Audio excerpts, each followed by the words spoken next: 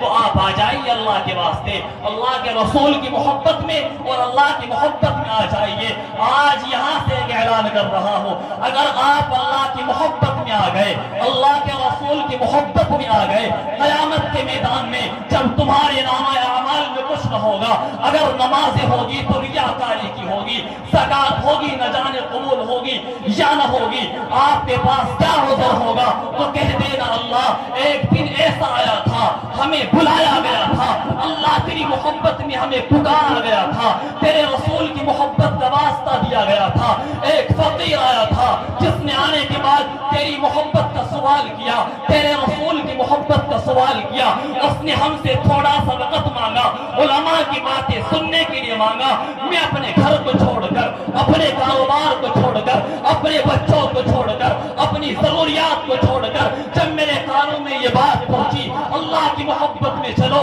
اللہ کے رسول کی محبت میں چلو، میں سب کچھ چھوڑ کر اللہ تیری محبت میں نکل پڑا تھا، تیرے رسول کی محبت میں نکل پڑا تھا، میرے پاس کچھ بھی نہیں ہے، روزوں کا ذخیرہ نہیں ہے، زکات کا ذخیرہ نہیں ہے، تیری محبت میں نکلا ہوا وہ قدم مجھے یاد ہے، میرا یقین ہے، میرا ایمان ہے، اگر تمہارا خاتمہ ایمان پر ہوا اور تم نے یہ کہا میں تیری محبت میں نکلا تھا